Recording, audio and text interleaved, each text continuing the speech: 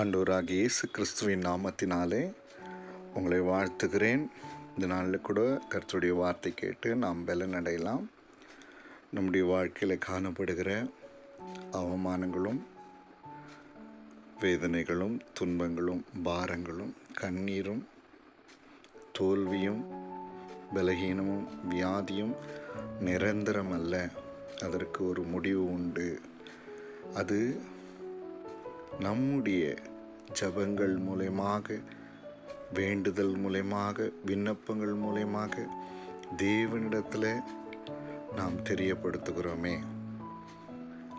நிச்சயமாய் அதன் மூலமாய் ஒரு பெரிய முடிவை தேவனாகிய கர்த்தர் நம்முடைய ஆண்டவராகிய இயேசு கிறிஸ்து நமக்கு உண்டு பண்ணுகிறவராக இருக்கிறார்.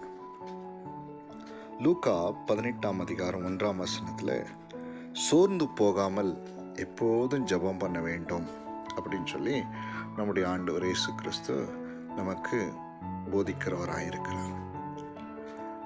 நம்முடைய ஜெபங்களிலே நாம் எப்போது சோர்வடைகிறோம் என்று சொல்லி பார்த்தால், சில நேரங்களிலே நம்முடைய ஜெபத்திற்கு பதில் கிடைக்காமல் போகிறதுனாலே சோர்ந்து போகிறோம்.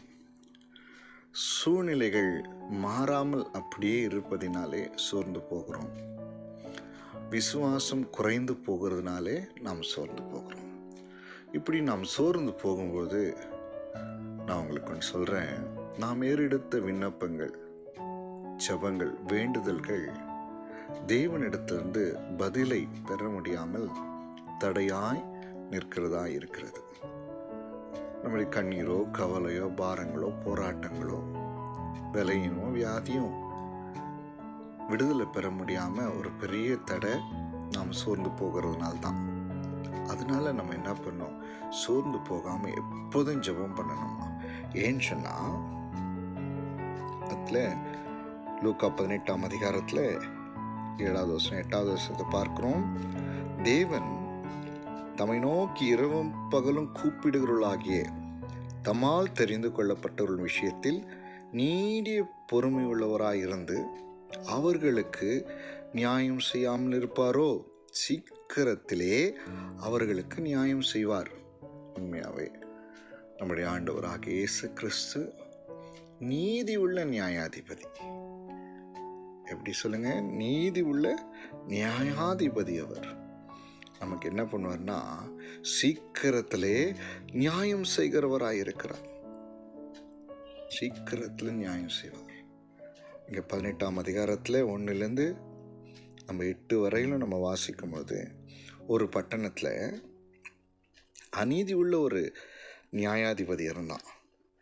அவன் தேவனுக்கு பயப்படாதவன், மனுஷனை மதியாதவன். அதே பட்டணத்தில் ஒரு விதவை இருந்தான்.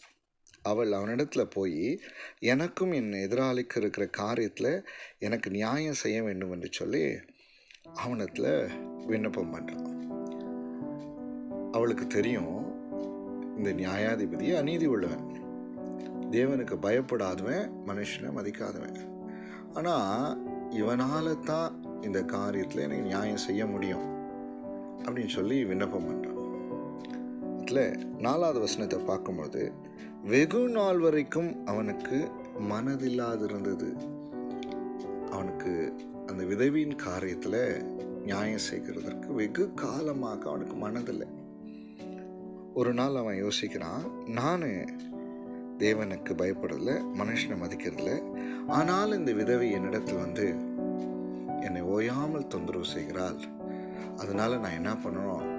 இவருடைய காரியத்தில் ஒரு நியாயத்தை செய்யணும்னு சொல்லி தனக்குள்ளே சொல்லி கொண்டான். பாருங்க, அந்த அநீதி உள்ள நியாயாதிபதி எப்பவுமே தொந்தரவு செய்கிற அந்த விதவைக்கு நியாயம் செய்யணும்னு நினைக்கும் பொழுது, நீதி உள்ளவராக இருக்கிற நம்முடைய ஆண்டவராகிய இயேசு கிறிஸ்து நமக்கு நியாயம் செய்யாமல் இருப்பாரா? சீக்கிரத்திலே நியாயம் செய்வார். அவரை நம்ம விடாத பற்றி கொள்ளும். ஏன் அந்த விதவி அந்த அநீதி உள்ள நியாயாதிபதியத்தில் எப்பவுமே போனான்னா, அவளுக்கு தெரியும், அவனால் தான் இந்த காரியத்தை சரி செய்ய முடியும் என்று சொல்லி. நாம கூட நம்முடைய கஷ்டங்கள், போராட்டங்கள், பலவீனங்கள், பாடுகள், கண்ணீர்கள், அவமானங்கள், வியாதிகள் எல்லாவற்றுக்கும் முடிவு உண்டாக்க நம்முடைய ஆண்டவர் இயேசு கிறிஸ்துனால் தான் முடியும். அதனால் அவர் உறுதியாக பற்றி கொள்ளலாம். நிச்சயமாக நமக்கு என்ன பண்ணுவார் தெரியுமா? நியாயம் செய்வார். கண்ணிலிருந்து விடுதலை ஆக்குவார், போராட்டத்தை பலவீனத்திலிருந்து விடுதலை ஆக்குவார், சுகவீனத்தில் சுகத்தை தருவார், பலவீனத்தில் பலனை தருவார், ஆரோக்கியம் தருவார். எல்லாவற்றுக்கும் மேலாக நம்முடைய பாவங்கள் எல்லாவற்றையும் மன்னித்து நம்மை பரிசுத்தப்படுத்துவார், நம்மளை நித்திய ஜீவனில் நம்ம சேர்ப்பார். அதனால் சோர்ந்து போகாதீங்க.